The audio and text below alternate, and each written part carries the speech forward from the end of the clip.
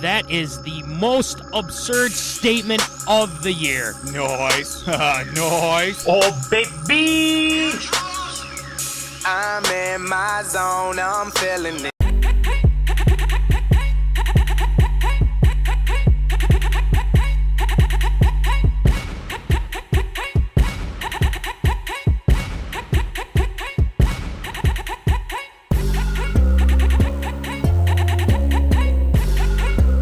Live from West St. Paul Studios, it's time for MinneZona Sports Live with DJ Matty C and Paul the Shield Vogt.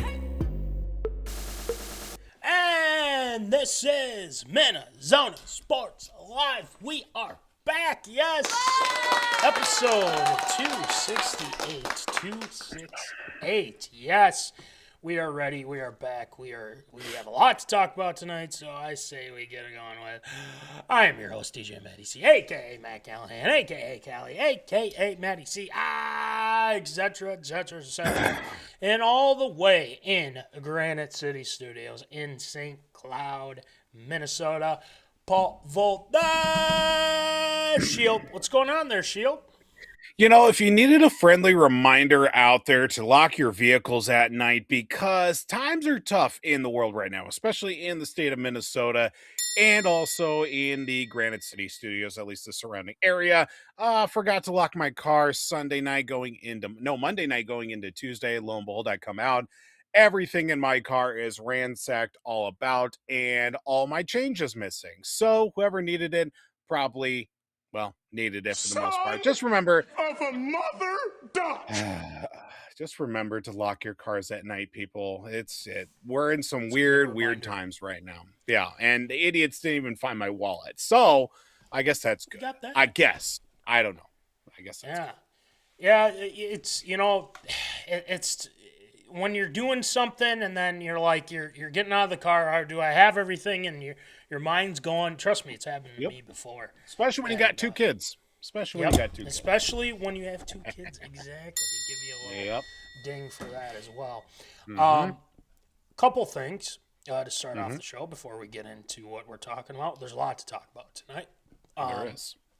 But I think we would be remiss if we didn't start off tonight's show with an breaking news update to start the show. So, without further ado, if I can find my...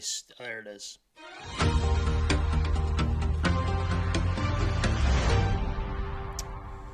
It has been confirmed that the 6-year anniversary of MinneZona Sports Live will be next week, yes. Claps all around. Yes. We are officially getting our anniversary together next week.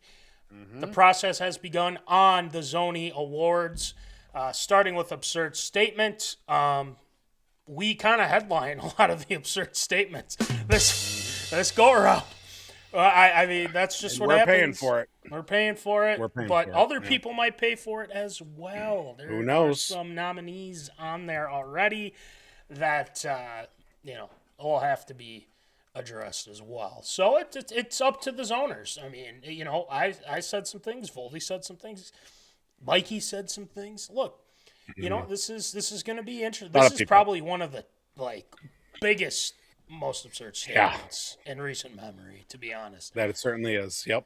So, 6 years, Voldy. 6 years. Wow. We're feeling good crazy. about where we're going, where we're headed, and we're having a lot of fun along the way. So, let's get to tonight. Now, tonight we have Tater Tot Hot Take. The Wolves have been on a tear. They won last night against the antless Wolves. Or the Wolves didn't have ant last night against the Bucks, and they kicked ass, man. I mean, I'll go over it in a second, but I mean, shout out to the Wolves for really playing some great team basketball against the Bucks, Giannis and the Bucks. So, and then bad news. I'm gonna put up booze, not like booze, like as in like liquor or anything like that. But Jordan Addison arrested for a third time. We got to discuss it. Of course, it happens like literally, right before like the press conference Kwesi and KOC had, and then the big news today: Adam Thielen is retiring. Yes, we will talk about that as well. Got a couple things for that, so that'll be fun. Yes. And if you have not seen it on the social medias, you probably will right now. The North Remembers is back. Yes, the long-awaited return of the North Remembers. I don't know why this got popped up into my mind, Voldy, but it did. The Vikings and the Aints 2019 wild card game. No one picked them to win. Nobody. Everyone was thinking they would get smushed by these Aints. Yep. Well, they didn't. But we will talk about it tonight. I know the playoffs are going on. The Vikings aren't in it, but we can reminisce about one of those great times. And then ARA tonight. Voldy's got a stacked ARA. Byron Buxton, he's joining Team USA for the World Baseball Classic. Let's go, Buck. 50 days away. Let's go. That's crazy, man. That's actually insane. 49 days. Yesterday was 50, so yeah. 49 days to the World Baseball Classic. Hey, that's great. Indiana, Miami face off for the college football playoff title, the national championship, I should say. It's going to be a good game. I'm really looking forward to it, to be honest. So I'm really excited for that. The D-backs gets Arenado from the Cards. The big news out of the MLB. We'll discuss that trade. And then Bregman is heading to the Cubbies. 5-year deal. I know Voldy's got some thoughts on that. We will discuss in a little bit here. But Mike Tomlin stepping down from the Steelers after 19 seasons. We will discuss that as well. The big news out of Pittsburgh after their, I would say, absolute ass kicking against the really good Texans team and Rodgers and whatnot. So talk about that. And then, of course, you know the deal. Shield shoutouts. We got to get this. Yes, sir. Tonight. So Voldy's got that going for us. So I say enough of the other stuff. Let's get it going with some Tater Tot. Wow. Hot take.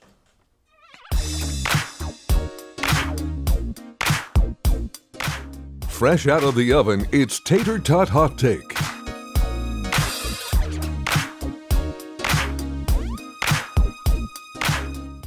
All right, it is hot and it's fresh right out of the oven. We start off tonight with the Minnesota Timberwolves. Now, the Wolves have been very good as of late. They were on a 5-game winning streak that snapped against the Cleveland Cavaliers the other night. But last night, the Wolves took it to the Milwaukee Bucks, 139-106, without Anthony Edwards, like we said to start off the show.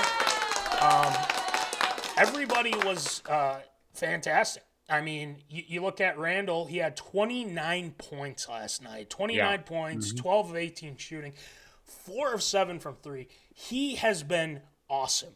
And I got to give credit where credit is due. He has been playing really well. Jaden McDaniels had 17. Our tribal chief, Naz Reid. Acknowledge your tribal chief, Naz Reid. 19 points as well for him. Mike Conley had 9. DiVincenzo had 11. The Rook, Behringer, had 13 points. Let's go, man. This is great. That's great. Crazy. He's getting some playing time. He's playing well. And another guy, too, that has been fantastic, Bones Highland. Voldy, do you know who Bones Highland is? I wish I did coming into the last 30 seconds. That is a great name. I mean, 23 points in 23 minutes. 23 points in 21 minutes, 5 of 7 from 3. Give me some more Bones. I got to have them. Let's go. Now, Bones has been playing really well for the Wolves as of late. There's been some talk. We'll get into that in a second. But the big question that I want to get to tonight is because there's been a lot of trade rumors, Foldy. There's been a lot of trade rumors involving the Minnesota Timberwolves. A lot of that is due to Ja Morant and people thinking that the Wolves are going to go after Ja Morant. They think it's a fit. Whereas I don't think it's a fit. I think it is a bad idea, to be quite honest. Asking for trouble. But let me ask you this question just to start off, and then we'll look at some, potential deals that I think would make more sense for the Timberwolves at this point. So, Voldy, do you expect the Wolves to make a deal before the deadline? Maybe, what do you think? 1, 2? I think it's going to be. I think it's going to be 1, but it's going to be enough to where they add some depth. I think they got to utilize Bones a lot more. So, Voldy, what do you think? Will the Wolves make a deal before the February? Is it February 3rd, 6th, whatever it is, early February deadline? Voldy, will they make a deal before then? Yeah, I think they'll definitely make a deal before the deadline for sure, and I think it's going to be something to take a serious look at. Do you want to go out and get a guy that you can put right in the starting lineup and lose somebody on the back end of somebody that could be a 6-man off the bench or a removable starter for your lineup in order to go after a big guy and maybe make a serious playoff run again, back-to-back Western Conference Finals appearances? Or do you just want to add some depth, maybe ship out a couple of young guys that maybe could use a fresh start somewhere else and hopefully boast a few things here for the future? I think the Timberwolves are in a situation right now, especially with Conley as GM for them, president of basketball operations, whatever you want to call it nowadays. They're in a position right now, especially with Gobert on his suspension and in and out of the lineup a little bit with injuries and other concerns. Just try to find somebody that you can plug in that can be a bona fide starter, but also could be a guy that could see some limited minutes in the event that Gobert and are fully healthy in the lineup being productive to kind of, fill a couple other roles that, guys like DiVincenzo, obviously Conley as well, that have filled up over the last couple of seasons for the Timberwolves. Just try to find a good piece that can mesh with those guys while accentuating their talents on top of it. I see the Timberwolves making at least one trade. Multiple trades and deals, that seems like a little bit of a stretch. Yeah, it does seem a little bit of a stretch, especially with the cap space that they have some, they don't have a lot. That's the big thing. And let's just speak to the deal that you would, if you were to get a Ja Morant, you're going to have to give up probably our tribal chief, Naz Reid, which we don't want to have whatsoever. No, we don't. I don't want to Naz give is him ours. up. Another Back one. off. Yeah, back off. Leave it. And another guy, Dante DiVincenzo, would be probably part of that deal as well. Don't want that to happen, that's for sure. And also probably some picks. They don't have a lot of picks. They've been making trades and stuff a lot. And Beringer has been talked about too, and it's like that would be an absolute mistake if you traded him. Listen, I'm just going to say this now. I know we've talked about it maybe a little bit a couple weeks ago or a month ago or so, but Ja Morant being added to this roster, I think would be a horrible idea. Right now, the Wolves have been on a tear as of late. Randall's playing well. Gobert, even though he, had the suspension, he has been playing amazing, and how he is able to defend at the basket, being able to actually get some offense, and that's what we've been asking for ever since he kind of got here, is to hold on to the damn ball and everything like that, and he's been playing really well. Bones has been awesome. And, he's like a fan favorite already. And I just love what I've been seeing from this team. And I think if you add a guy who has that troubled past, who has that, we don't know what he's going to do, what he's going to say, the unpredictability of this young man, I don't trust him. I can't. You can't trust him at this point. You're going to have to give up a lot of your key pieces. A team that you have built. And I don't think Tim Conley's going to go that route because we've been hearing, too, that the Wolves aren't really making a push. They're really not, like, making that push for John Morant. And they shouldn't. They shouldn't have to at this point because this is a guy that cannot be trusted. You can't trust John Morant at this point, especially of how you've been playing as of late. So I just want to put that to bed real quick. But the next thing I do want to talk about is, okay, so if that's off the table, what are some other things, other guys who might be available? Now, I've been hearing, according to my sources, as Adam Schefter would like to say, shout out to John Krasinski. He's been all over the Wolves for a long time, and he's with The Athletic. He's very good at what he does. He was talking about on his podcast having a third option with Bones and Naz Reid. I think he threw out some names that I think probably would make sense here. A Kobe White from Chicago, Malik Monk would be an interesting name that I think you can maybe look into. That's not to say that Terrence Shannon Jr. can't fill that role. It's just he's been injured. He's been off the bench, and he hasn't been playing well when he's been in. So I think that foot injury has been a problem. So there are a couple guys to consider, but there is one man that I think the Wolves probably would have to consider at this point because I think he's been very good for the Chicago Bulls at this point. A name that you will know, Voldy. Trey Jones. Yes, the brother of Tyus. Tyus, yep, there you go. I was going to say TJ. It's been a while. It's been a while. But Trey Jones, I think, would be a good because as I'm reading this, I'm just like, yeah, that would make sense because then you have Conley who can come in here and there, and then you have Bones. And Bones has been awesome. Bones. You add in a guy like Trey Jones that he'd come off the bench. I mean, he's from Minnesota. He has a skill set much like Tyus. I don't know if I would. I'm not sure. I would have to ask more of an expert, aka Munson and or whoever, about if he is better, maybe better than a little bit better than Tyus. But he is playing on a 3-year, $24 million contract. But I think it's enough to say, okay, with how they've been playing, I think Finchie's kind of looking at this and saying, man, this would be good for us to add a guy like him, and we wouldn't have to give up so much. I think you probably could, and this would be part of the package, the trade package to Chicago, is Rob Dillingham and then maybe some other guy that they would need in Chicago. And I just don't think it is meshed with the Wolves and Rob Dillingham at this point, especially if Bones Highland is outplaying him.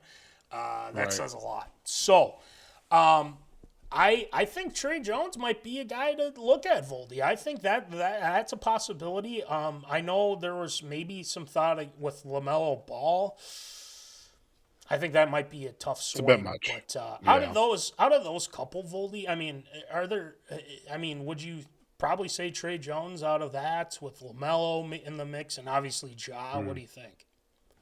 I mean, definitely I think that one of the big Achilles heels for the Timberwolves has been that point guard position, not based off of the fact of what we've seen from Mike Conley or haven't. I just think an upgrade is needed here for someone to really facilitate the point and definitely be able to distribute while also getting touches, offensively at the same time. You want a guy that is experienced, but not on the back end of his career. Not saying Conley is, done and dusted, but you want somebody to fill in between. Right. You want somewhere in between a Mike Conley and Terrence Shannon Jr. You want somebody obviously healthy enough and can contribute, that has the experience in the league. And a guy like Trey Jones definitely has been very much under the radar. Of course, Chicago has been on the downside for a good while, I will certainly say in that regard, but definitely has enough experience and can be a good complementary piece, I think, for guys like Ant, and get the ball down low, of course, to Rudy, and work things around with Nas also. I think you go with the more, like you're saying, the more cheaper option, and also that would fit the system that Chris Finch has put together with this squad. I think I would say Bones Highland, if he keeps playing the way he is. I mean, he's probably earned that right. Now let's think about this from another perspective too. If they were to go in with this current squad, I think the weak point, like you just said, would probably be the point guard position, because Bones has never really played in a big playoff atmosphere. Now, if you add, a guy like Trey Jones, then that might help, kind of deal with that. And Mike Conley, it's not. I don't know if they would trade Conley for that to get Jones or whatever, but if Mike Conley is still around, it's not like he wouldn't play a big part. I mean, he definitely would, because he's been there before. So I think that's something to consider, is having that veteran presence. Definitely with Bones as well. So we'll keep an eye on the Wolves. They're playing really well. Voldy, they're 27-14 right now. They have been awesome as of late. So we are very happy of the way that they have played these past few weeks, and we'll keep you up to date, especially with the trade deadline approaching. So go Wolves, the whole kit and caboodle. All right, now we got to get a little bit more serious. We started at the top of the show.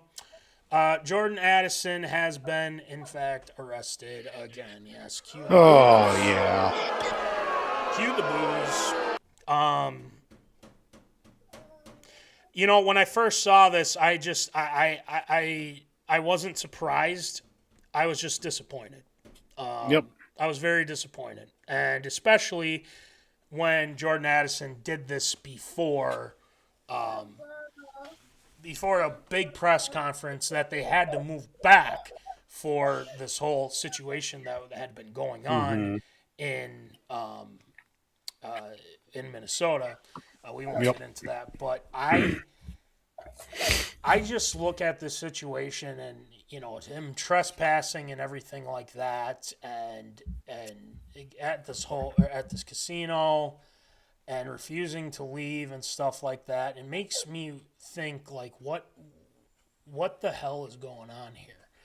But apparently his legal team has said, according to this Tim Younger or whatever, Younger and Associates, he tweeted on Jordan's behalf, his legal team has already initiated the investigation, identified witnesses, and we are reviewing the viability of a claim for false arrest. He looks forward to the legal process, and upon full investigation, we are confident Mr. Addison will be exonerated. Interesting. That's all said and good, but I have some thoughts on this for sure. But I want to start with you, Voldy. Or you got Tater coming in real quick. In just a hot second here. Okay. Let's start with me then. If you are sitting back and thinking to yourself that the Wolves, or not the Wolves, the Vikings are looking at the situation and just, it's hard for them to not shake their heads and just say, what do we got to do to have this guy stop getting in trouble with the law? I think a couple things. There's more on this situation than meets the eye here. And it just got to a point of that he's putting himself in this situation. Look, you did this to yourself by whatever the situation. You need to find a way to stop getting in these situations. You have the situation in London when you decided to not show up for a practice or not do all these things, and you got set down for a quarter or whatever it was, and then he ended up scoring the winning touchdown. But then he started the winning touchdown. See, that's what we want to see, is him just not doing stupid stuff. And exactly, he goes and he does that. So, Voldy, I'll ask you real quick. What are your thoughts on the arrest? Anything you want to add? I just don't understand. You would think at this point in his career, you would think a few years in that he would learn from some of his past mistakes to know that, okay, this stuff flew a few years ago, just being a dumb rookie and, straight out of college and everything. Now you're, a true professional athlete, and there are guys gunning for your job week in and week out. And if you continue to slip up like this, not only is the current team that you're on not going to bring you back, there might not be any other teams want to deal with all the baggage that you bring with too. So I think there is just a lot of things that he needs to sit down, look in the mirror definitely, and start to figure a few things out, because this stuff can only get you so far before real stuff starts to hit the fan. And it gets to a point to where, the Vikings should trade you and actually get something for absolutely Jordan Addison. And when you have Justin Jefferson trying to calm you down, when you have other players that have been very, gone to bat for him and everything like that, it gets to a point where it's like, this isn't, we can't keep going like this with you, because we've seen this before. When guys keep doing stuff that they're not supposed to and making dumb decisions, it doesn't end well. And according to what happened, let's just read what the situation was. Because Ben Gessling, shout out to our guy Ben Gessling, shout out for some reporting on this, the situation. Jordan Addison was asked several times by Seminole Hard Rock Casino staff, this is in Florida, for those who don't know, to leave on Monday morning. When Addison refused, he had to be redirected toward the exit several times while he was escorted out of the building. He has a February 3rd hearing on his misdemeanor trespassing charge. Okay, so knowing what we know from this situation, was he staying past the allotted time? Like, what are the hours there? Right. Like, was he supposed to, he just refused to leave because of what? Like, there's got to be some explanation to what that situation is.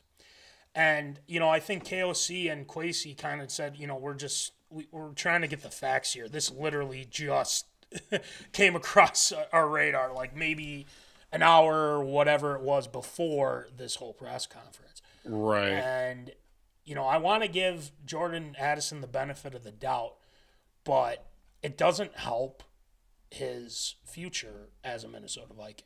I can tell you that much, because you can't sit back and think, oh, we can, we have these two stud wide receivers, but one can't keep his head screwed on straight. Yeah, seriously.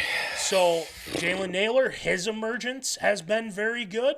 And then you have, other guys trying to get back, like Ty Felton, who's getting into some things.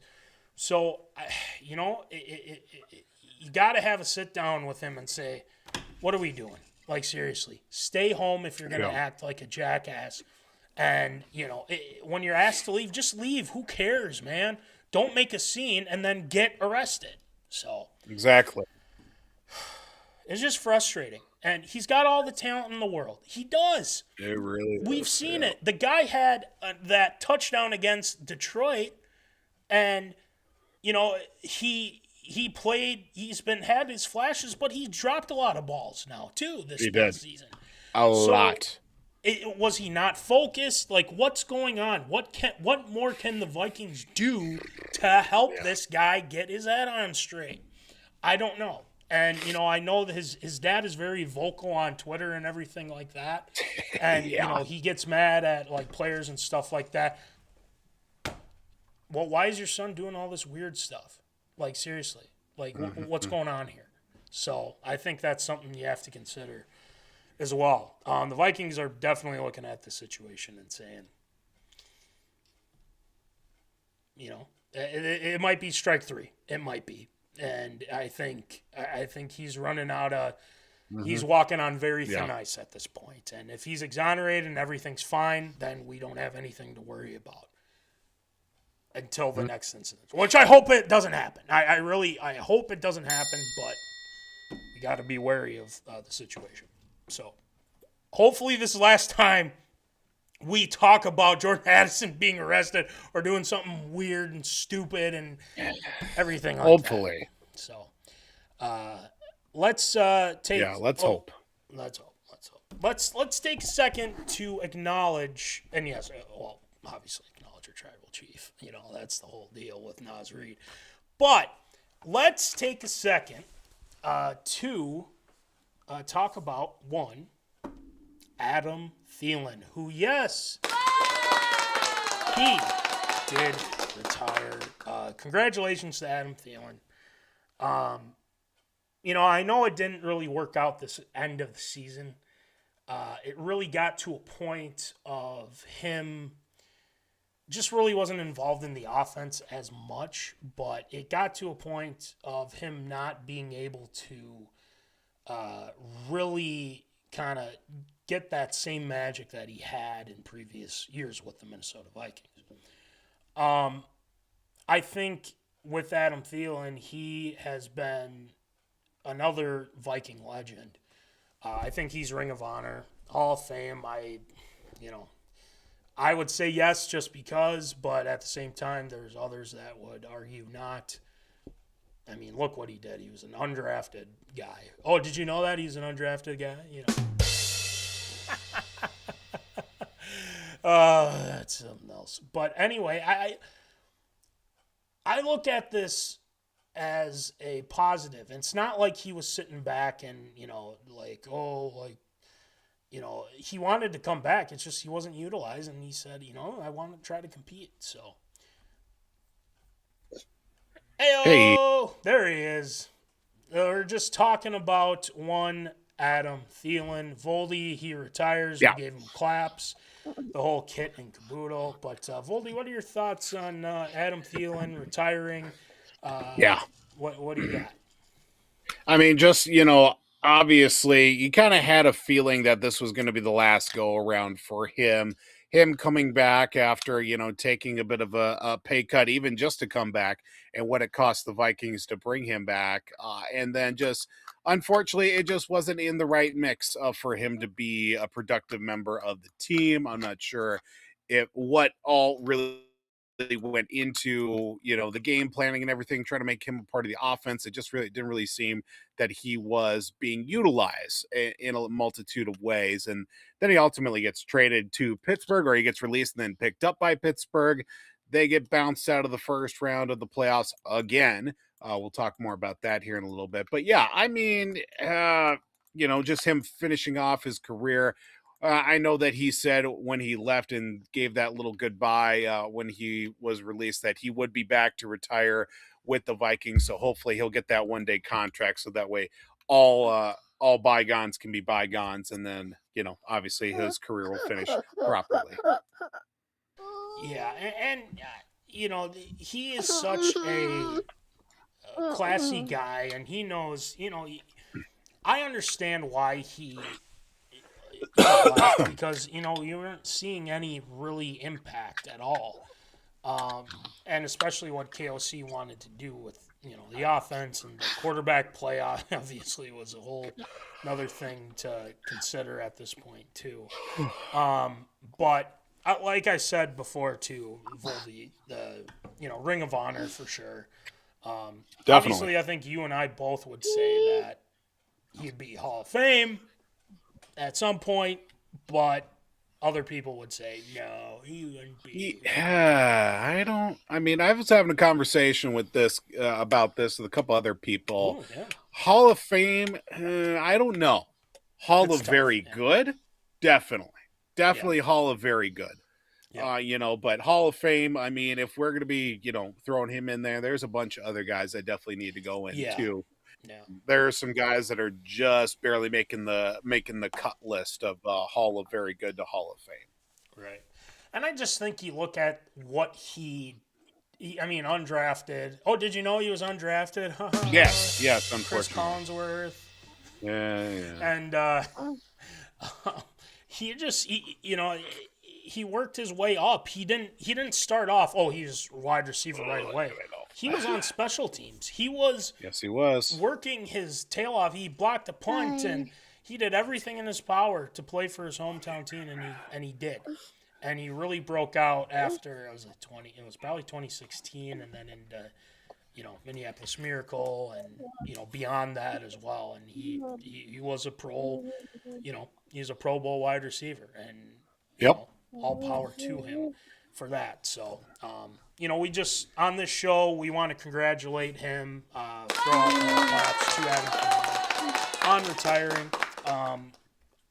As we always do with whoever, like a Viking, Twins, Wild, whoever retired, we send the invite to you to join us on the show absolutely. At some point. That includes anybody, to be quite honest, on the Vikings. We'd love to talk with any of those guys, and especially Adam Thielen, because he's going to have some more time now, hopefully, and get him on the show, talk about the good times of being a Viking and this past season, and how working with Aaron Rodgers for that last part of the season and whatnot. I'd be curious to know his thoughts on that. So that is our plea and or invitation for Adam Thielen come on the show. So we will try to make that happen. All right, that'll do it for Tater Tot Hot Take tonight. We had 3 of them we had to get to, and the North Remembers has returned. We are talking we're sticking with Minnesota Vikings because I just had this pop up on my feed maybe a day or two ago, maybe during the playoffs. I know the Vikings are out of the playoffs. We both know that. It sucks. We want to see our team in there and playing, and we thought we would, but it didn't happen. But one thing I do that I do remember is a game where the Vikings weren't really favored. We'll talk about the circumstances in regards to that. This was the year of the Diggs drama. This was the year of Zimmer as well, kind of maybe the beginning of the end or the end of the beginning, whatever you want to put it as.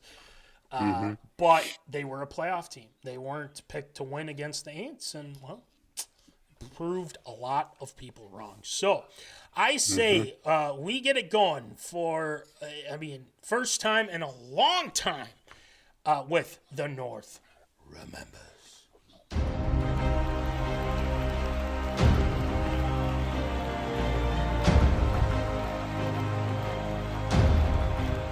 These are the moments enshrined in Minnesota sports history. The North Remembers. Yes, it is the North Remembers. This is a game, like I said, the wild card game in 2019. The Minnesota Vikings took on the hated New Orleans Saints. Yes, it was a game where there was a lot of controversy in that season for the Minnesota Vikings. They did finish the season 10-6. This was before the whole added game and everything like that. It was a season that they needed to prove something because this was the second season of Kirk Cousins. This was, hey, we paid him all this money to be the final piece to get to the big game and everything like that. We need to get this going. And unfortunately, they didn't reach the big game per se, but they did make the playoffs. Let's take a look at, we're not going to, we'll kind of go through the game and, where we were and the reactions that we had as well. But let's take a look at the season that was before then. They started off the season pretty good. I mean, they won their first game, lost to Green Bay the next. I remember that one. beat Oakland pretty handily, to say the least. And, they go to Chicago. They lose that game to Chicago 16-6. And why is this important? Well, it is very important. That game, after that game, Kirk had a pretty bad game, to say the least. He didn't play. But that wasn't the only issue. The big issue was Stephon Diggs did not show up to practice. A lot of what happened was I think he didn't like his role in the offense and everything like that. We all know the whole ordeal. I don't need to go through it. But this was kind of a situation where we kind of sat back and were like, oh, no. Like, this isn't good. We can't have this happen. But it did. I mean, moving on from that, especially they lost to Chase Daniel, for goodness sake, against the Bears there.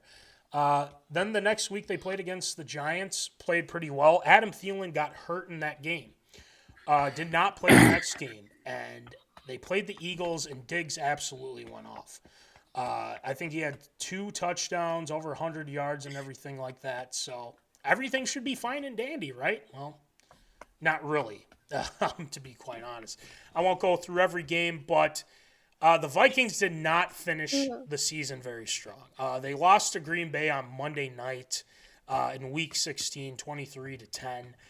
They played Chicago. They didn't really have anything to play for because they were stuck in the 6th seed.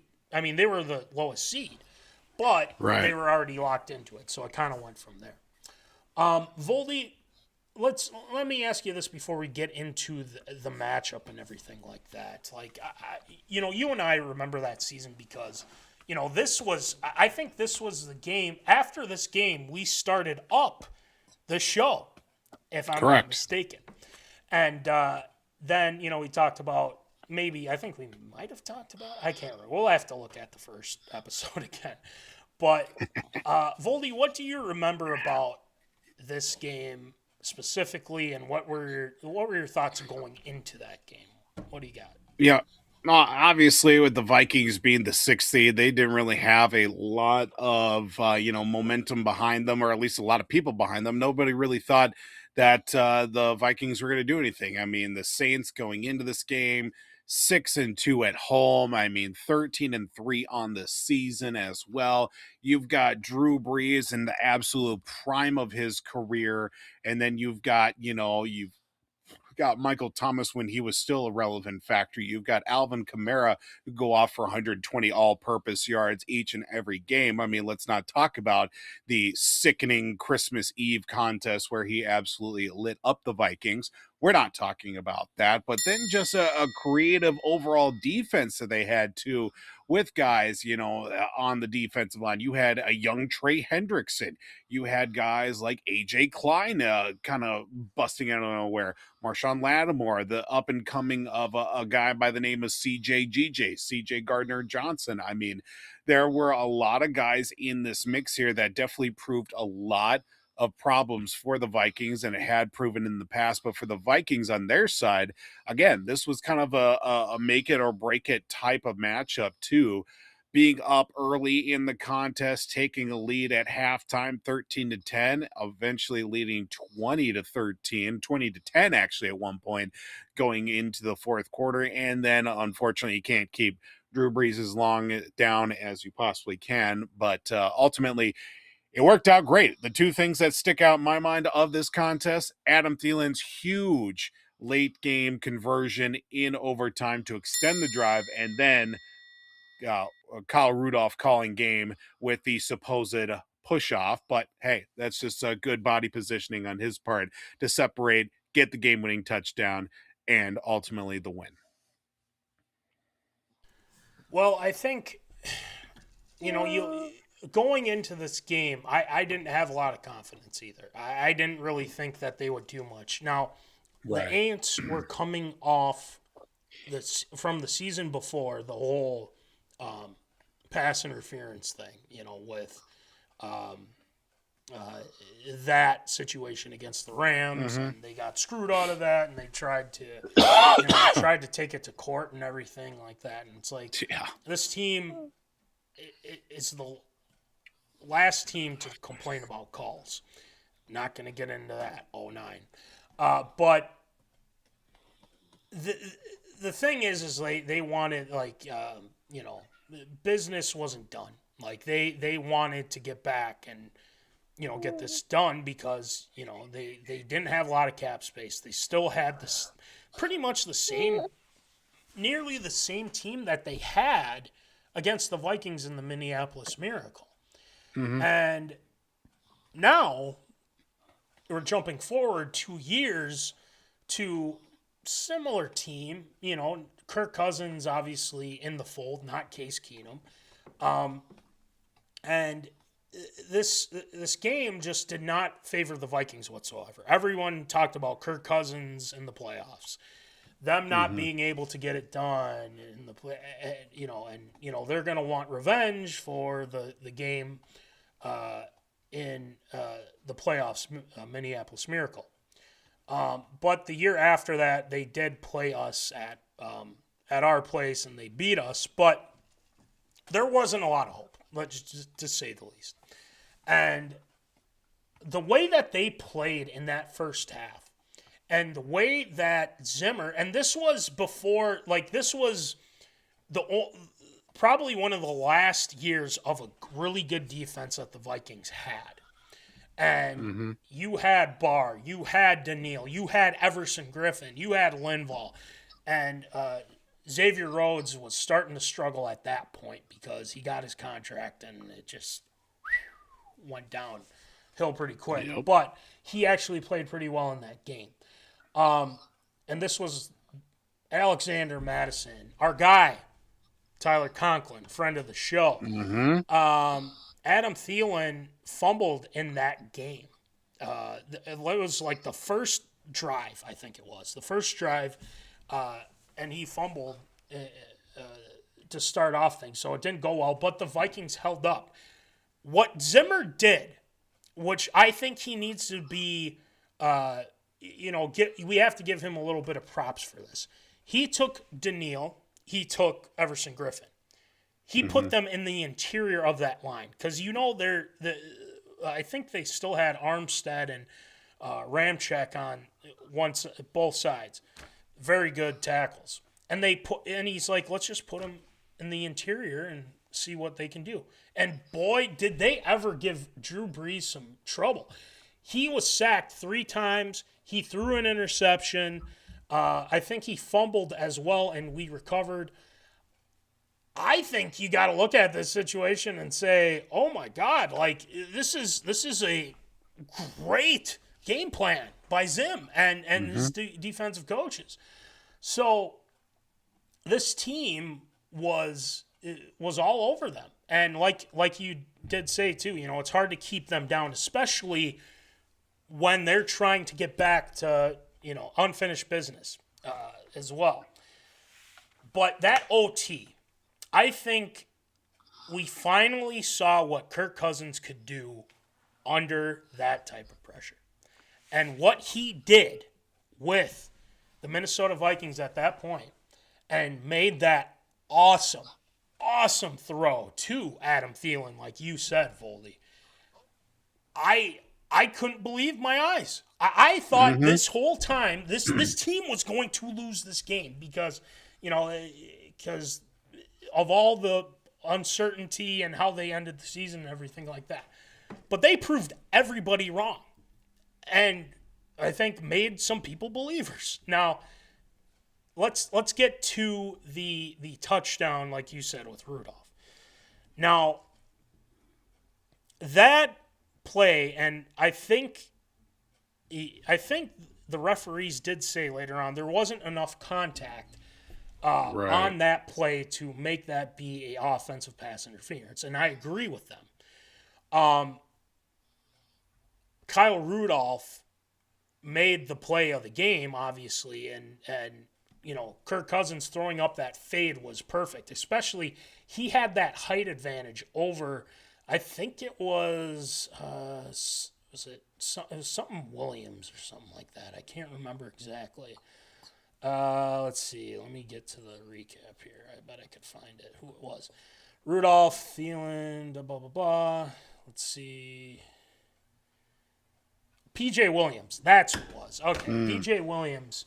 And they said, there was contact by both players. And I think that's when you don't have to throw the flag because you don't know who's holding, who's not. Kyle Rudolph made one hell of a play. The Vikings upset the Aints again.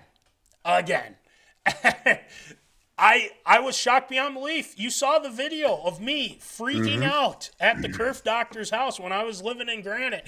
It was amazing. It was amazing.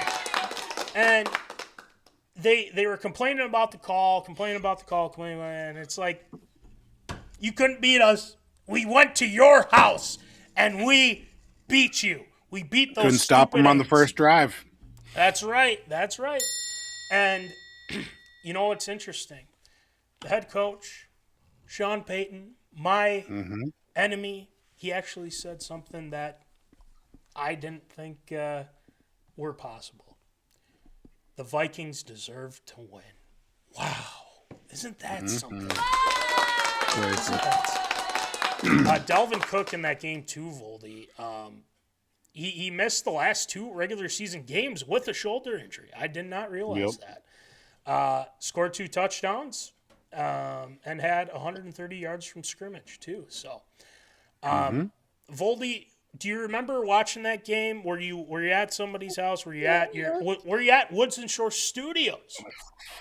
I believe we were in the precursor to Woods and Shore Studios. Yeah, because I think we're still living. Well, let me think here. Because this would have been January of 19. Actually, now that I'm thinking about it, let's see. January 19. Yeah, it was. Was this January of 2019 when this game took place? Yeah. Yep. I think I was still in South Dakota, I believe. Oh, I think Let me see. Yeah. Because we moved in summer of 2019. Yeah. We were still in South Dakota at this point. So yeah, no, maybe not. Geez, Louise, because we started the show. Yeah, because we started the show literally right before COVID. So right. Correct. Yeah, I think it was after the Super Bowl that we started the show. Yeah, right around that time. Because So January 2019, I was still in South Dakota, believe it or not. Oh, there you go. Probably watching the game at home. Hanging out, me and Sarah and our no kids watching the game. She was probably taking a nap and probably waking up after the game. Did we win from the other room? And yep, we won. And waiting for the Patriots or something at that. Well, they were probably at the bye week, or something like that. But nonetheless, I mean, that's so long ago. I barely even remember what I did this morning, let alone back in January 2019. I got to confirm that. Because we moved the summer of 2019 and then, got settled in Aiken. Then COVID hits, or literally we moved from one apartment to the next in February. We moved Super Bowl weekend of 2019. From one apartment to the other, from one side of town to the other. Then we had a Super Bowl party that Sunday at a bar in town there, and then then COVID happened. And so January 2019, God, we were still in South Dakota, which is a lifetime ago. Yeah, and that game was kind of like getting back at a lot of the Kirk haters and. They're like, you can't get it done against a good team. Well, he just did. He went in and took care of business against that damn Aints team. And it was their first road playoff win, Voldy, since 2005. January 9th, 2005. That's where the Vikings beat the Packers at Lambeau Field in the wild card round. Now, the Vikings would go on to the next round and unfortunately lose to the San Francisco 49ers 27-10. Our line was horrible. We started off good. We scored the first touchdown, and then just went south after that. That was the beginning of the end for Mike Zimmer. It wasn't that season, obviously, but then the next few seasons, things did not go well. Him and Spielman were at odds, and it just went to crap. But that game, for the North remembers, that game I think has to be talked about because this is the last game that the Vikings won a playoff game. This was the last playoff win for the Minnesota Vikings because they would go to the playoffs in 2022, lose to the Giants in the first round. Don't need to discuss that really. And then this, not this season, but the season after. Course correction here. Yes. 2019 football season, 2020 was the playoff game, January 5th, 2020. So we were in Aiken, and I believe we were watching it at our first apartment. And then I think we were moving back. I think we were taking stuff back and forth from one place to the other because the people that owned Woods and Shores Studios allowed us to do that before officially moving in. So we were in Aiken. Yes, I believe we were watching that from our first apartment, I believe, in town because we moved Super Bowl weekend a few weekends later. So there we go. Yeah. There's that. Let's go. And timelines are weird. We got to get more. We got to get. See, I know it's tough to keep up with everything nowadays. Math is hard. Crazy. But when the season rolls over. Yeah, that's true too. But yeah, I think this game, just kind of showed like, hey, Kirk can get it done. It's just, a lot of things just didn't go their way. And a lot of what happened this past season, or what happened the next week, I should say, we got exposed because our line was so bad. Yeah. Elf line was awful. I think Mike Remmers was on that team too. Riley Reef, oh my God. I wanted that guy off our team immediately. He was so bad. Oh my God. So a lot of those issues really popped up against the Niners, and we got destroyed. Yeah. So, anywho, that's going to do it for the North Remembers. It's good kind of reminiscing a little bit. We had to do some research to check a lot of that. The Vikings beat the Aints 26-20 in the wild card round. And the Vikings have been doing pretty well against the Aints ever since. So, yeah. Always good. Payback, so you know what. That's all I got to say. So, that'll do it for the North Remembers. ARA, up next, what do we got? We got Buxton joining Team USA for the World Baseball Classic. We'll discuss that big news. And Indiana, Miami, for the national title. Yes, that is coming up here. We'll talk about that game. Looking forward to discussing that. And then the big news out of the MLB, the D-backs getting Arenado from the Cards. The big deal that happened in the MLB, and there's not just one but two. Alexbregman going to the Cubbies. 5-year deal. A lot to be said there. I know Voldy can't wait to discuss that. And then to round things off, Mike Tomlin stepping down from the head coaching position for the Pittsburgh Steelers after 19 seasons. So it's a long time. And he had never had a losing record. So props out to Mike Tomlin for that. All right. I say we get it going with some Observed or Approved. It's time for everyone's favorite segment, Absurd or Approved.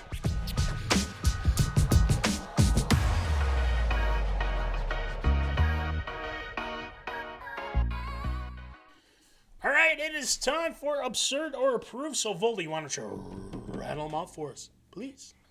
As started and stated in the beginning of the show, 49 days away before the world convenes for the World Baseball Classic 2026 edition, and Team USA over the last couple days has been adding a number of stars to fill out the roster, but one will be right from our own backyard as Twins outfielder byronbuxton has been added to the 2026 roster for Team USA under the direction of manager Mark DeRosa in his second year at the second turnaround at the helm, joining the likes of Aaron Judge, Gunnar Henderson, Corbin Carroll, Kyle Schwarber, Tarek Skubal, Paul Skeens, Mason Miller, and another myriad of stars joining current teammate Joe Ryan and former teammate, as announced earlier this evening, Griffin Jacks will also be joining the Team USA squad for the World Baseball Classic. Buxton has been held down with a number of injuries over the last couple of seasons, including this past season where he had a concussion and left ribcage inflammation,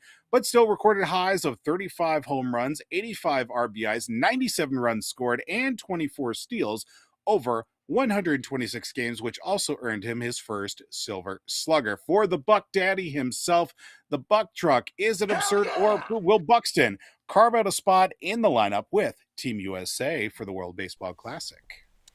Well, you might as well add more firepower to this baseball team because they are pretty stacked, to say the least. But adding Byron Buxton to this team, I think, is a great move. And the reason why I say that is because Buxton is not only a good hitter, he is a very good fielder. He is fast, very fast, and they can utilize him and then put bubble wrap on him at the same time. Exactly. Sorry, I had to go there, but have to. I love the fact that we're actually getting some recognition for this team. Because to be quite frank, I mean, he is the team right now. All the situations that have happened, I'm not even going to go into it. We've talked about it at length. We don't need to here. But Byron Buxton representing, Team USA and being a part of this team, I think he could. He very well could. Now, I desperately am pleading for DeRosa to not play him a lot. I think he can be in the lineup. I just don't think some games keep him, maybe pinch hit or whatever, stuff like that. Because, some of these guys, are going to be starting their seasons coming up and obviously, things like that.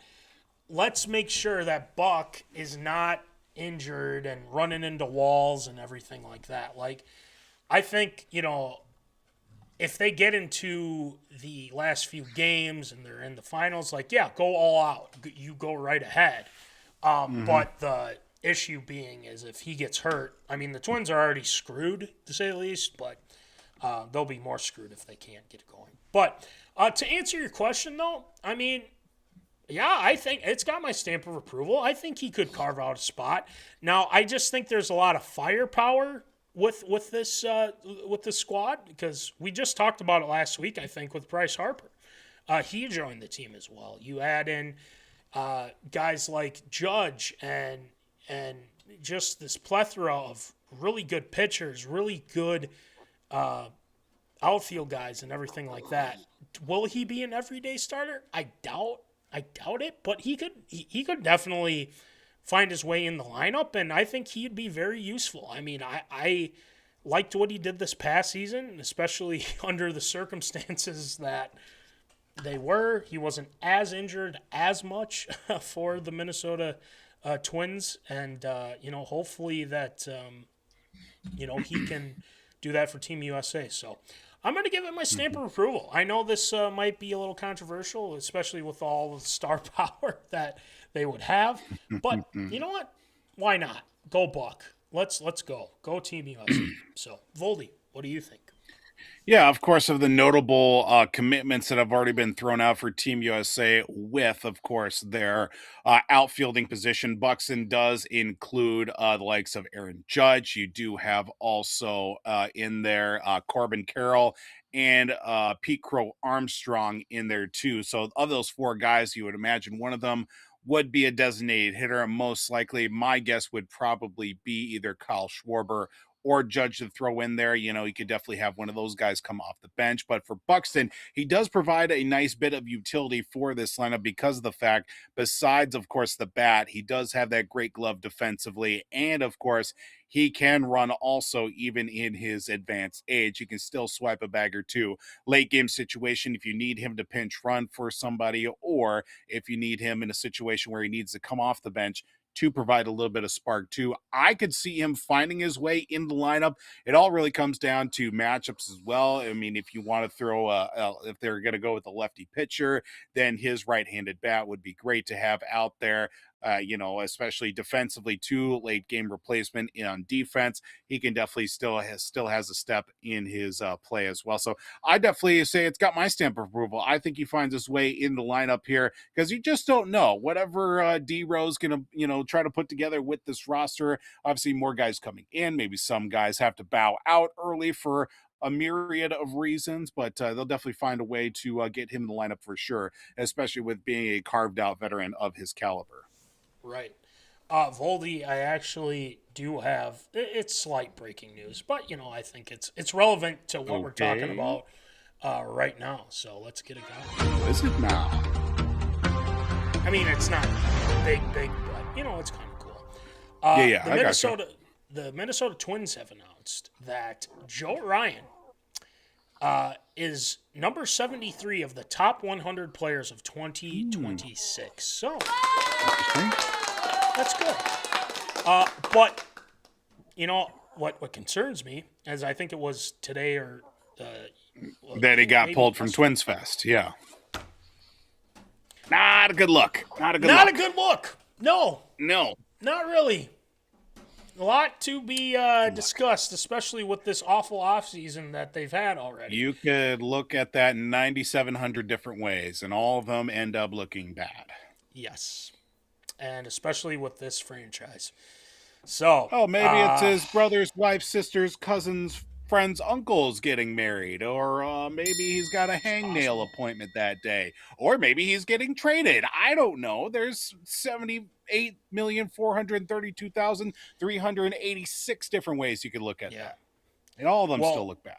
The one thing that I want to put forth real quick before we move on to our next one in regards to this. Mm-hmm. If you are indeed trading him, you have to demand a good chunk of either a player, prospect, and everything like that. Because right now, your offseason has been god-awful. And there has been nothing, there's been no plan. There's been the Josh Bell signing, which isn't awful by any means, but it's fine. Yeah. Like, whatever. Could be better. But where are your reinforcements right now? Where is this? Schulte said, this is going to be a scrappy team. They're going to really get into it. It's like, where is that? Who are you getting? And they haven't been good. So if you're going to trade them, you sure as hell better get somebody in return. That's good. Yep. So, all right. Moving on. Next one, Voldy. Well, the time has finally come after a wild college football season, and of course making their way through the playoffs, first round byes, and all the way through the quarterfinals, semifinals, and now the finals itself. The College Football Playoff National Championship will pin undefeated 16-0 Indiana, the number one overall seed from, of course, the Big Ten Conference champion, against a scrappy bunch from South Beach. The number 10 seeded Miami Hurricanes are back in the national championship game and taking on the Indiana Hoosiers. That's right. If you told me at the start of the season national championship would come down between a Big Ten school and an ACC school, I would say fantastic. Clemson versus Ohio State. Here we go. Wait, what? We have Indiana versus Miami? Yikes. Where did we go wrong? But it has not been for a lack of effort. Indiana has surprised the hell out of everybody, not only this season, but of course through the college football playoffs, and also Miami using every last bit of second of game clock to get themselves win all the way to the national championship. 13-2 Miami against 16-0 Indiana for the big kahuna, the college football playoff championship. Plain and simple, coming up here on Monday, the 19th. Who brings home the college football playoff national championship. Well, I'm very excited for this game, to say the least. Miami's defense is very good. Indiana, I've watched this team in the college football playoff. I didn't watch much in the regular season, but the turnaround that this team has had and what Cignetti has done has been nothing short of incredible. I mean, honestly, this team hasn't lost a game this season. The previous season, they improved immensely, and now they're in the national championship game this year. And the confidence that he said, and especially in his open, he goes, "I win," and it's proven so. I mean, look at this. This is insane. I mean, they have completely turned it all around, and these guys aren't even five. A lot of them, they have no 5-star recruits. It's all, a smattering of 4-star, and then 2, 3-star. I mean, they're doing this, and it's incredible to me on how good they've been. They demolished Oregon. Indiana absolutely obliterated them. And not only that, they beat Alabama pretty handily. I mean, this team can do no wrong, and they believe in each other. Mendoza is something else, man. He works his ass off, and his post game interviews. I mean, I swear, anytime he's talking, Voldy, I don't know if you have noticed this from Mendoza, but you know who he kind of reminds me of? He kind of reminds me of. You like that? Don't say it. You like that? Kirkcousins! Yep. But it's it's different. Which is not a knock. Which is not a knock. Not a knock. But That's his a great brother's on the compliment team. for He's his the gameplay. backup. Exactly. That's insane. And it's, I mean, all props out to them, to be honest. But over to the Miami side, friend of the show, a loyal viewer and everything like that. My brother-in-law, Nick, is a big Canes fan. And, he is very excited for this game. I did speak with him on this past Bucks Sunday. fan and Canes fan, huh? Yep. Miami. Is he from Florida originally, or is he just a fan? He's just a fan. Okay. But Just wanted to that double doesn't check. mean that Wasn't he quite was sure. there. He was watching since the Tony Dungy. Yeah. Okay. The Just whole double checking. deal and You know. everything like that. But he's legit. All right. I mean, it's legit. But I was like, so what do you think? He goes, I think they're going to win. I honestly think they're going to beat Indiana. I'm like, okay. Are you going to do what Michael Irvin has been doing these past few games? Putting belt to ass or belt to cooler to say the least. It's been insane. But Miami, Carson Beck has played really well. He had that game-winning rushing touchdown against Ole Miss. I was kind of hoping to see Ole Miss in there just to stick it to Lane Kiffin. But I think this is going to be an awesome game. I think it's going to be close. I wouldn't be surprised if it went into OT. But to answer your question, I got to go with Indiana. I'm sorry. Okay. I love my brother-in-law, but I like what Indiana's been doing. They have been kicking ass and taking names, and I think they're gonna win. I think it's gonna be close, but I think Miami, if they win, is the U back?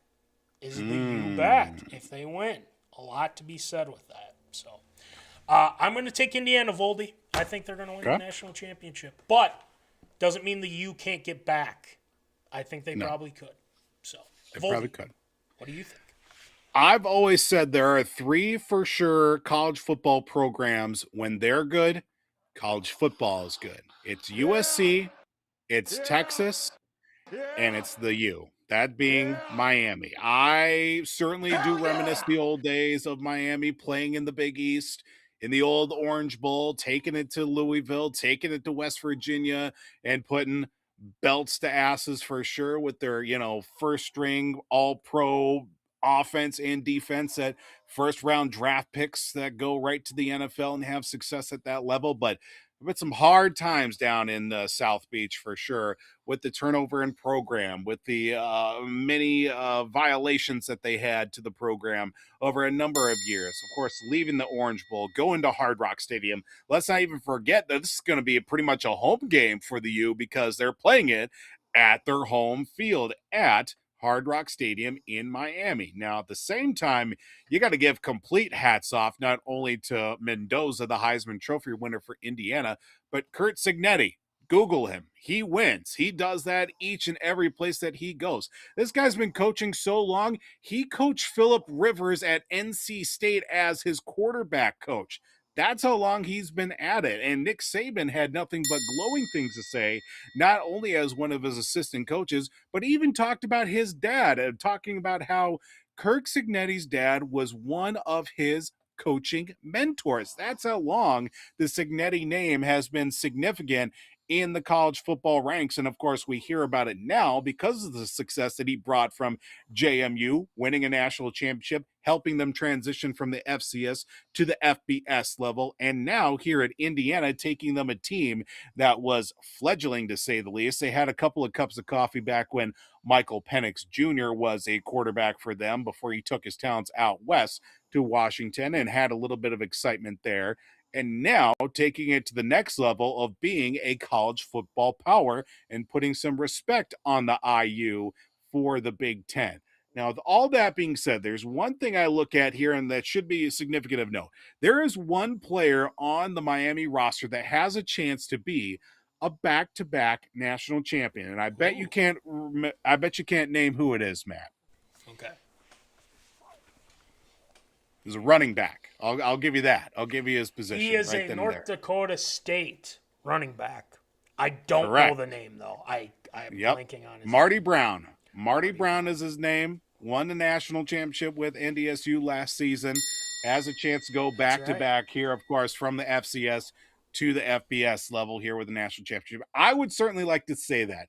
But with the season that Indiana has, I would love to see a 17-0 Big Ten team win the national championship, make it 3 straight Big Ten national championships, and prove to everybody once again that the Big Ten is the premier conference of college football. Of the mid-major conference with $1 billion budget, all 19 teams in the Big Ten.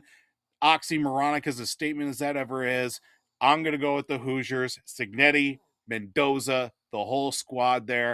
Put me down for the Hoosiers to win the Natty.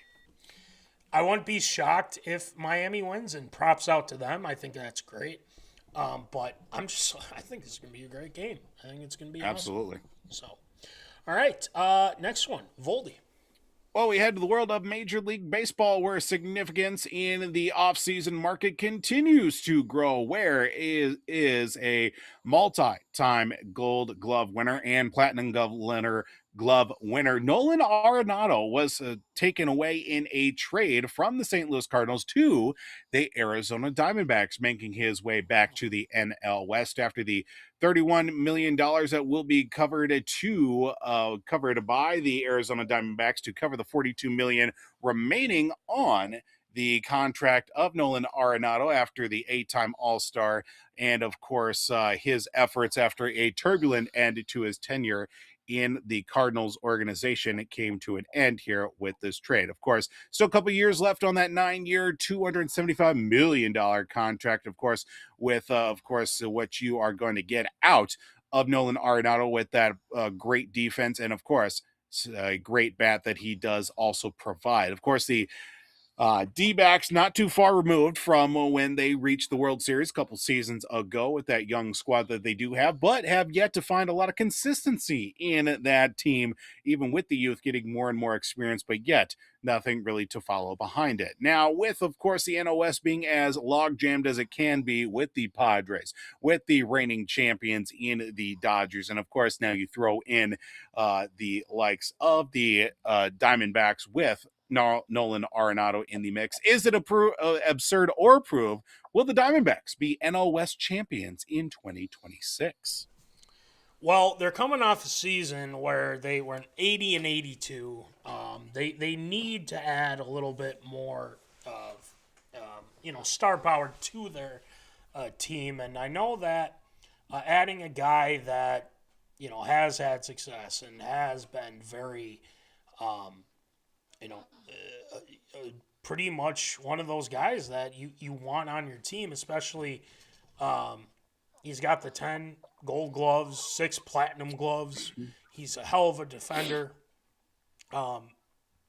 St. Louis got him in 2021. Now they're kind of doing their whole rebuild, which is kind of interesting because St. Louis has always kind of been a team that has been up there. I mean, they're always, in the playoffs or making noise, but now they're just kind of like, no, we're going to rebuild a little bit, which is, smart in itself. But when you have Corbin Carroll, when you have Geraldo Perdomo and Ketel Marte as well, you have to win with the squad. You add Arenado to that. Mm-hmm. Now, this is a team that needs to start to get things going because the NL West is no slouch, to say the least. I mean, it is a tough division.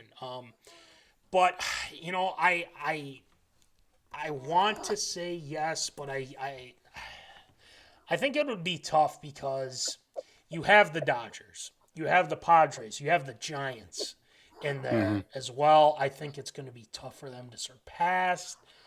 But I'm going to say absurd. I don't think they're going to win the NL West. I think they might be second or third. I'll go with that. Okay. But I just think it's going to be very tough for them to surpass Dodgers and or Padres or Giants team. Rockies, I don't really need to discuss that much because they're just out of the whole deal, to be quite honest. They're a mess. So let's I'm going to say absurd. I don't think they'll win the NL West. I still go with Dodgers and or those other two. So Voldy, what do you got? I mean, just looking at the roster coming into the season, obviously they did trade at their third base spot Eugenio Suarez, who did have that nice run with Seattle in the back half of the season. And then you look at their rotation as it was coming into the season. Corbin Burns, Zach Gallen, Merrill Kelly, Brandon Pfaadt, and Eduardo Rodriguez, Erod, if you will, former Red Sox legend. That 5 right there, that's not a bad rotation. Get a little bit of youth, little bit of experience, guys that can definitely go and give you a lot of innings. But you also look at, too, there's some holes at positions with their catching situation. Gabriel Moreno is their starting catcher. I mean, Josh Naylor just signed for a big deal, or at least I believe he signed for a big deal to remain out in the desert. But then you throw in a couple of guys, too. I mean, Corbin Carroll's been a steady fielder for them. Ketel Marte was a guy that was in a lot of trade talks coming into the offseason. So there are a lot of things that still need to be ironed out for them to say that they're going to be a contender. But I think they'll certainly be in the mix. Baseball is one of those games you got to play all 162. I mean, there were a lot of hopes last season that the San Francisco Giants were going to be a mainstay and a threat in the NL West, and they finished literally at 500, 81-81. Dodgers finished, just behind the LA Dodgers, of course, the reigning champs of the World Series. But the NL West is always very interesting to see because it always seems to be right around that 4th of July trade deadline is where a movement really starts to happen. The first half of the season, it's just, get your feet underneath you and try to figure out what you've got. And then once the July 4th mark hits, that's when things really start to pick up for the NL West and things get really competitive for them. Are they going to be NOS champs? No. I think that's completely absurd, but I think there'll be a lot more contending than people will think. And let's not even talk about Colorado. That place is a dumpster fire to begin with. Great ballpark from what I've been told and what I've been seeing as well. I'd love to go to a game at Coors Field, but unfortunately, there's a lot going on behind the scenes there. And I think Chris Bryant needs to figure things out if he hasn't already done so and just quit the team already. So It's sad, too, because, I feel like they've had good teams. They just really haven't got broken through, really, at all. Yeah. And I don't know. I've always kind of liked their logos and jerseys and stuff like that, too. But it's not, it is what it is. But yeah, they're not good right now. So anyway, next one, Voldy.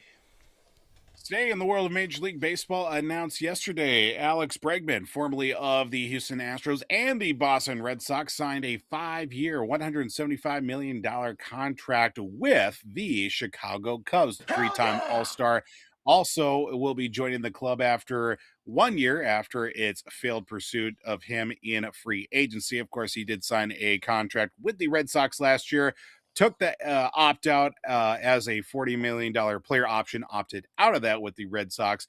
And the Red Sox, there was a lot of talk in the offseason that maybe they would try and re-sign him to a bigger deal.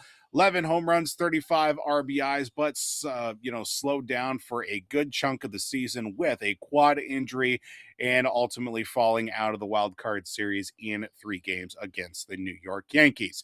Now, Bregman signs a deal with the Cubs that are starting to figure things out, or at least hopefully be in the upswing with guys like Nico Hoerner and Matt Shaw in the mix. Of course, they do have a very interesting group that also brought in Edward Cabrera into the starting rotation, along with top outfield prospect Owen Cassie in there. Let's also throw in outfielders Seiya Suzuki, Ian Happ. You also have Shota Imanaga and Jameson Taillon throwing into the starting rotation, but also, of course, Dansby Swanson in there as well as a left side infielder for the Chicago Cubs. Is it absurd or proof with Bregman now added to the lineup for the Cubs?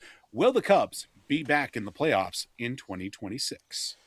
Well, I think it definitely helps their chances. I mean, it's been a rough go. I mean, if you're a Cubby fan, and they've been there, and then things have kind of unraveled and whatnot. But I think this one has been hurting big time for the Boston Red Sox, and I think there's been a lot of frustration. And I know you'll probably have a lot to say in regards to that as well. Red Sox fans are not happy. As well as just kind of how management treated the whole situation as well. Right. It just seems like, it's lost cause at this point since he is going to go to the Cubs, but we'll get into that in a second. But let's discuss kind of where things are at with the Cubs. I still think the Cubs really have to contend with the Brewers, who had a fantastic season last year, and they have to get past that team. You don't really have to worry about the Cardinals. They're kind of rebuilding, as we said, and the Pirates are not quite there either. But I mean, if you want to compete and you want to get back into the playoffs, you got to maybe get the wild card, because I don't think they're getting the division. Mm-hmm. So adding Bregman to this team, I think it is a big get, and they can really utilize him. Now the question is can he stay healthy, and all that surrounding it.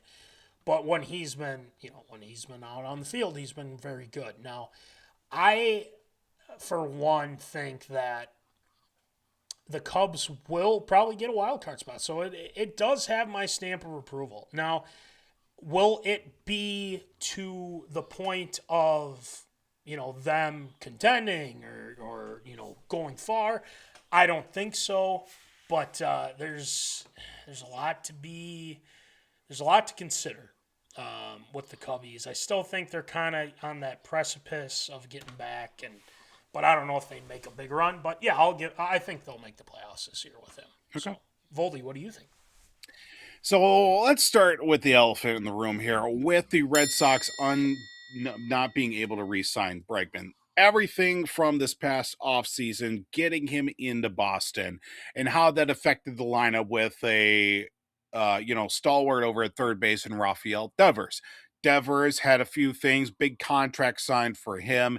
And then he ultimately gets moved from third to the DH spot. And then ultimately a little bit of trouble over at first base with injuries and guys not seeing enough consistency in the field. Devers was asked to move over to first base, and he said, I don't even have a glove. I play third base, and they don't want me over at third. That was the straw that broke the camel's back, and they ultimately get shipped to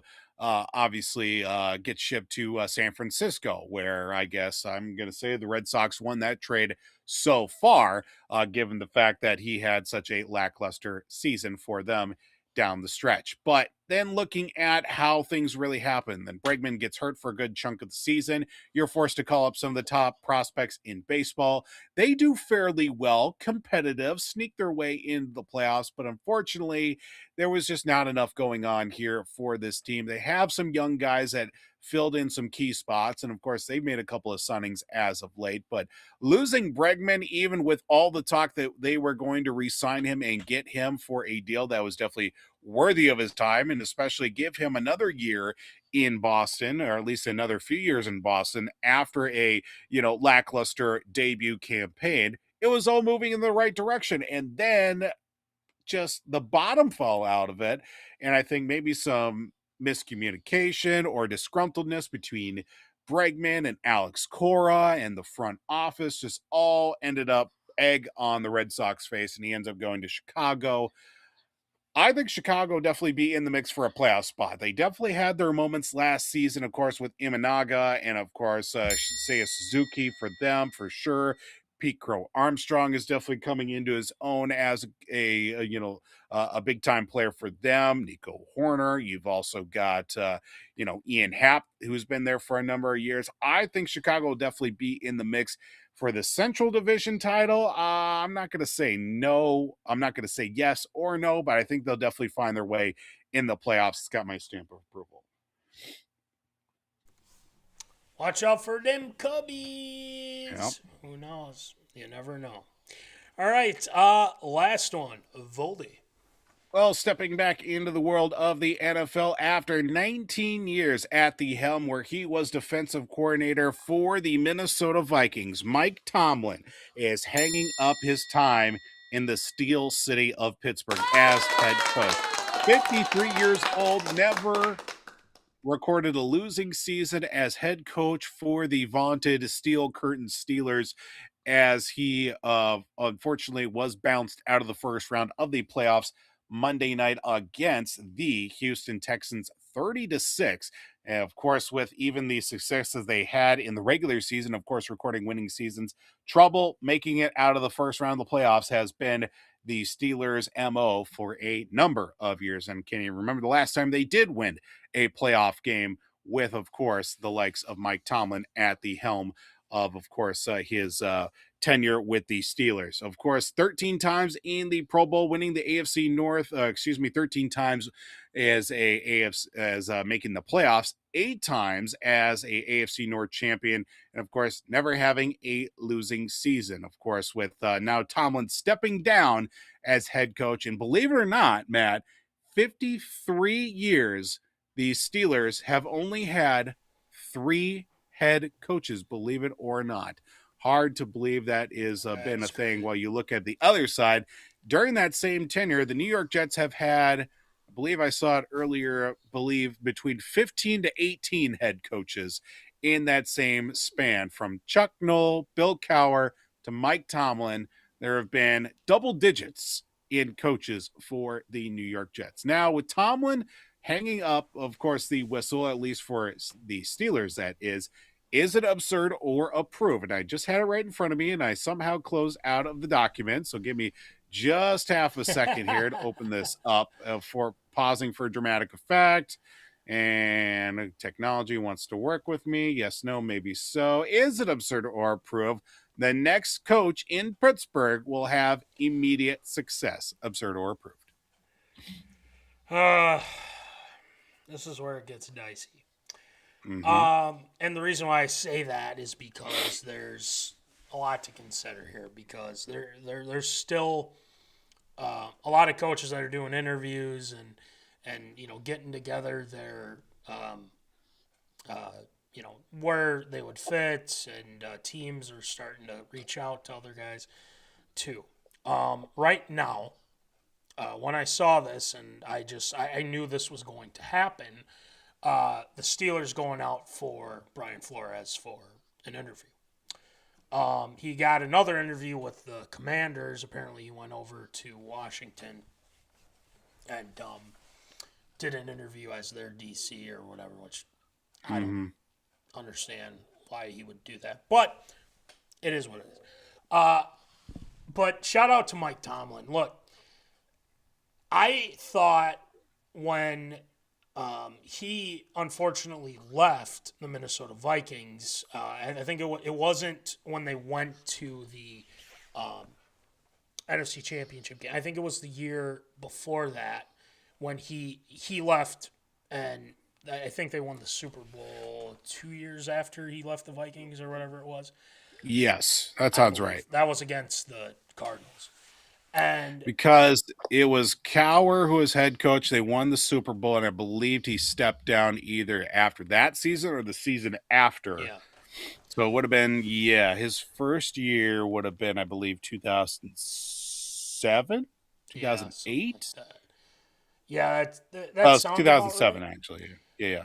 And he hasn't left. And 19 seasons, not a losing record, winning a Super Bowl with that team. He had James Harrison. He had Ben Roethlisberger for all those years. I don't want to bring this up, but at the same time, too, he was very good when he was with him. Clowntonio Brown was a hell of a player. You got Martavis Bryant, another guy I'm throwing out there. Le'Veon Bell with the Steelers as well. Killer bees. There have been a lot. Creasel. Then who am I missing? Cam Hayward, obviously. Gosh, who am I missing? Troy Polamalu, another one. I mean, that defense really wasn't. There were some seasons where they had some down seasons with their defense because their offense was really good, but he always found ways to make it work with the Steelers and everything like that. Now, things I think just got to a point of, look, they're good, but they're not Super Bowl good. They're going to be in the playoffs and they're going to lose in the first round. That's how it's kind of been these past years. I mean, ever since they won the Super Bowl, it's been, they went back to the Super Bowl, lost to Green Bay, and then they hadn't been back since. And it never really got going to where they could, they're going to be contenders and everything. They couldn't do it. And I think a lot of that has to do with change of scenery or change in direction. I think he kind of knew that because that game Monday night was bad. It was really bad. Yeah. And a lot of that had to do with Aaron Rodgers. That's a whole different story. I'm not going to get into that. But with him leaving, will they have immediate success? Look, they do have a very good defense. The question is, where the hell's your quarterback? Because I'm telling you right now, I don't think Rodgers is coming back since Mike Tomlin. He came for Mike Tomlin. He wanted to be a Minnesota Viking, and the Vikings said F you, which I'm glad they did. But it depends on who they get. Let's just say they get Flo. I think they will have immediate success because they know Flo. He was there before he was with the Vikings. Yep. And I think it depends on who they get. Shula might be a guy that they might bring in. I'm going to say absurd, but if they get Flo, which could be likely. Oh, I hope not. But I'm not. I'm going to go with absurd for now. So, Voldy, what do you got? It's tough to say. It's such a big pedestal to take over as head coach for the Pittsburgh Steelers. Like we were talking about, of course, 3 head coaches in the span of 50 plus years of the organization. Heck, Bill Cowher played for Chuck Noll before he was before he was a coach. He actually played for Chuck Noll for a handful of seasons on special teams. Now, of course, with Mike Tomlin working his way up through the ranks, and of course, starting off in Tampa, then going to Minnesota, and then working his way, of course, as the head guy for all this time. There is a lot over the last few years. Of course, the last 3 or 4 years, there was a lot of talk. Is he going to step down? Is he going to go to TV? Is he going to, there's so many things that you could throw out there. That he could potentially do. Will he get another job? Will he do something else? Will he take the year? There's so many things that he could do that's hard to imagine him not coaching is the thing. Now, for whoever does come in, again, that mantle is going to be pretty high. And for all these years, of course, we've always had these defensive-minded coaches for the Steelers. The offense has reciprocated around at times. Now, is it a time that we look at quite possibly maybe making a offensive-minded head coach the head coach of the Steelers? Or is it always going to be defensive-minded? We're going to go from there and hope for the best in that regard too, like the old tried and true way that the Rooneys have done for all this time. Now, I will certainly say that Brian Flores is probably the top candidate for sure to take a look at the Steelers job. Now, of course, conversations have taken place with him and the Ravens, or at least there are on paper of documentation that taking place. But I think the Steelers would be a good fit for Flores. Like you said, was a former coach there. Of course, after he got bounced from Miami, got put on the staff there with Tomlin. I believe he was linebackers coach for the Steelers. And then it comes down to who would be a good offensive coordinator with, of course, do you bring back Rodgers? Do you go with a young quarterback? Do you sign another veteran? How about Kevin Stefanski as offensive coordinator if Arthur Smith does not want the job or gets the job back? Tough to say. I don't know. But I certainly think that having a guy like Flores kind of be that bridge over troubled water, or in this case, three rivers, if you will, pun intended there. I think it'd be a good fit for them. But I really don't hope that he ends up going there because I want at least one more year of Brian Flores as defensive coordinator. But we'll see. We will certainly see. But immediate success, there is a lot going on there too. Of course, you do have a variable defensive unit that's gotten old fairly quickly. Yeah. You've traded away some guys. You've picked up some experienced veterans, and you thought this was going to be the year to push all your chips in, and you get bounced out of the first round by arguably one of the hottest playing defenses in the NFL right now in the Houston Texans.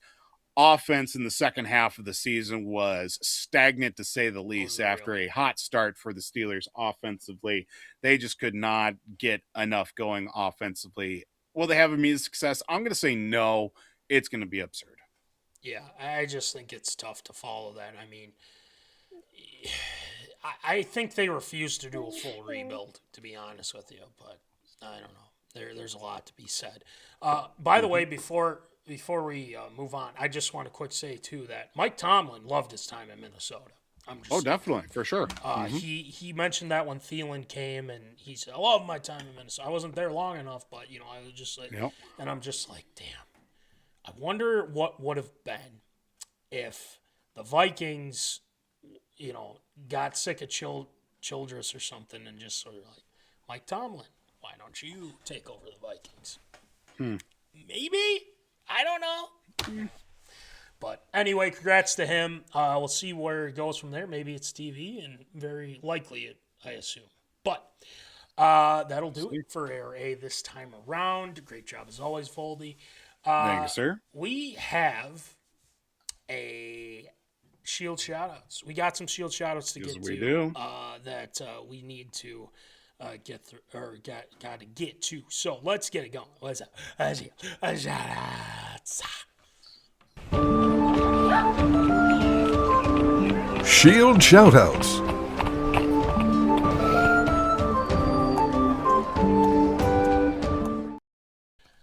All right, it is time for Shield shoutouts. So, Shield, who ya shout out tonight?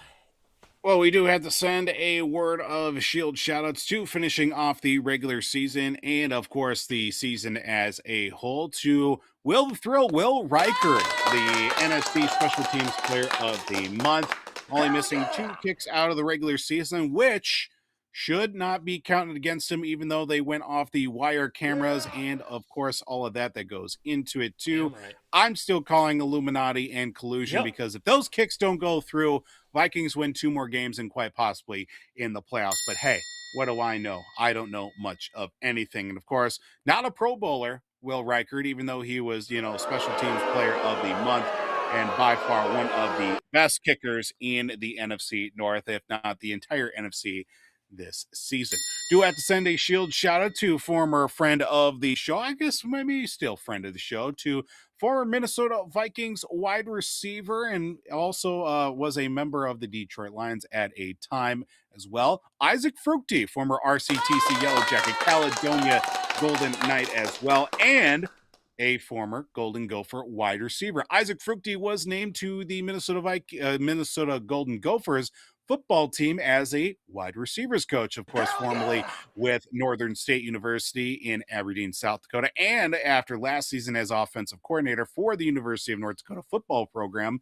isaacfruetche is coming back to the maroon and gold and will be a wide receivers coach for the Gophers this upcoming season. So hopefully we'll get to see him more on the sideline, of course, in the maroon and gold, and that'll do it for Shield Shoutouts this week. I love it. 2 zoner favorites. Yes, sir. Oh, the thrill, Reichard. Hashtag not a Pro Bowler, but an All-Pro. Should be a Pro Bowler. And isaacfruetche, we met him at training camp. Great. Got his great autograph. guy. Friend of the show. Got his autograph. Voldy had the jersey. It was a great time, to say the least. And congrats to those guys. Great job with Shield Shoutouts, as always, Voldy. Well done. Thank you, sir. There's some games this weekend. NFL, we've got some prime time matchups this weekend. Voldy, real quick before we end off the show, give me your thought or give me your picks here. We're not doing pick 'em. We're not doing anything with pick 'em or anything like that. But Voldy, who do you have winning between the Rams and Bears? Who do you got? Rams and Bears. Oh boy, this is going to be in Chicago. Matthew Stafford back in his old stomping grounds in the NFC North. Give me the Rams in this one. I think just something about it. They're a pesky enough defense that I think they'll be able to get at least one more stop compared to the Bears defensively. I think it'll be a good game. Honestly, the Bears have impressed me, to say the least, but I think it's tough because McVay has been very good these past few weeks. All right, sticking with the NFC, we have the Seattle Seahawks taking on the San Francisco 49ers. Who do you got in that one, Voldy? Boy, losing George Kittle to the knee injury, of course, the Achilles injury, and I knew it as soon as they showed the replay. Yep. He popped that Achilles right away. But, man, if you get enough production out of McCaffrey, you get enough out of Demarcus Robinson came out of nowhere the last game, and Jawan Jennings too.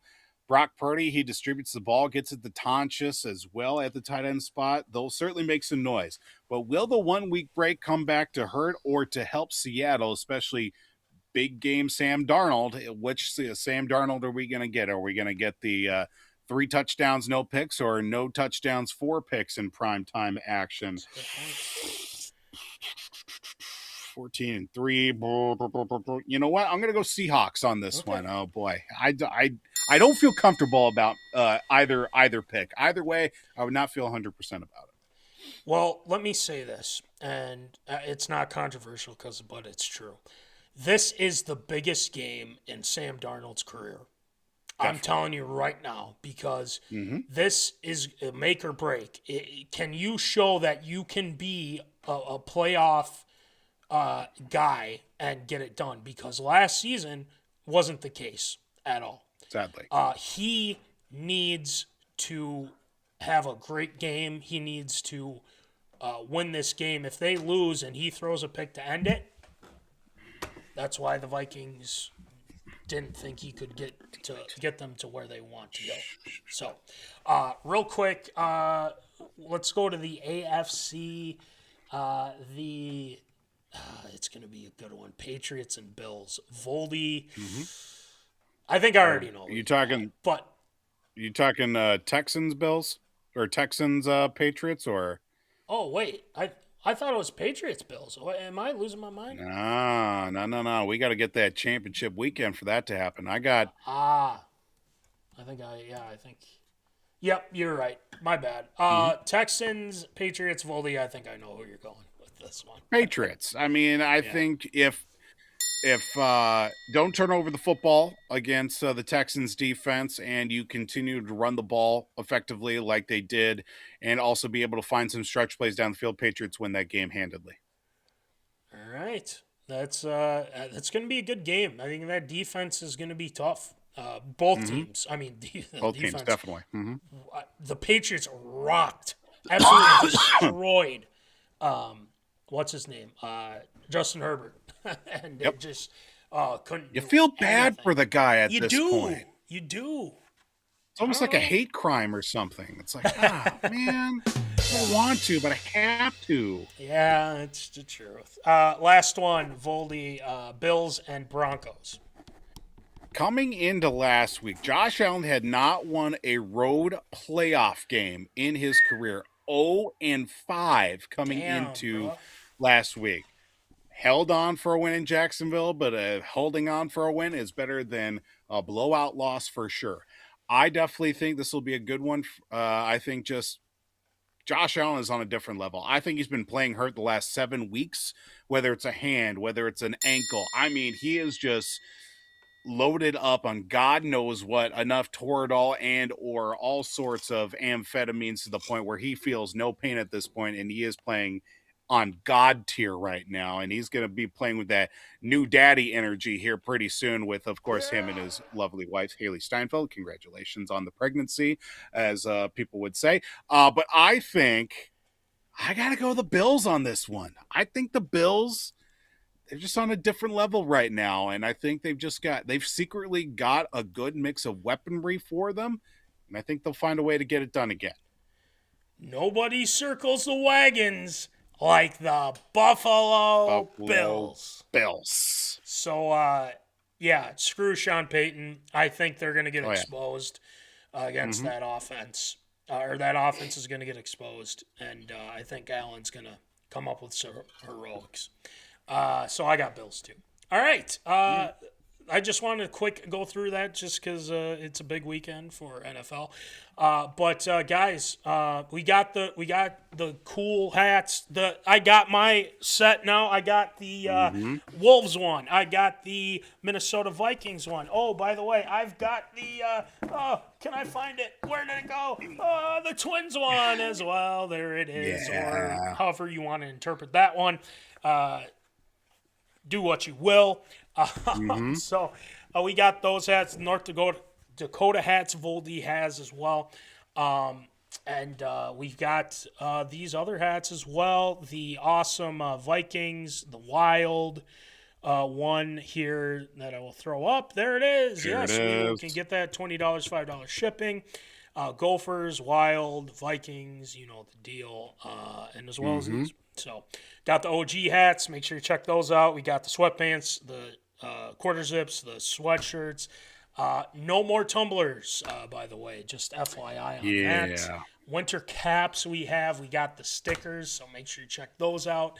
And thank you to National Fleet Graphic for those stickers as well. Shout out to W2 Performance, our guy Will Rattel at www.w2performance.com. Check out the Brotherly Ballers podcast, Tyler Herman, Jack Vickers, TLS Performance, Troy Stoudemire Jr., and the Popcorn Bucket List, Nick Dahlhoff, and Ryan Meyer Burke as well. Omni Entertainment. Make sure you check out those guys as well. They got a lot going on too. So, with that being said, guys, next week is the 6-year anniversary show. Yes, claps all around. We are looking forward to it. We will have the Zony Awards. You will be able to vote. Absurd Statement. Clown of the Year. What am I missing? I don't know. But best Minnesota sports team. There's plenty. There's a lot. I'm losing my mind right now. But we will have that ready for you. Best guest. Will Double Trouble defend the title again? We will see. There's a lot of guys that are trying to get that title. So we will see what happens in regards to that. So, as always, that'll do it for episode 268. We will see you next week, 6-year anniversary show. So, as always, remember, folks, keep it the zone. Holla. Thank you for watching MinneZona Sports Live. Join us Wednesdays at 7 p.m. for live show broadcast. And as Voldy likes to say, follow us on all the socials medias.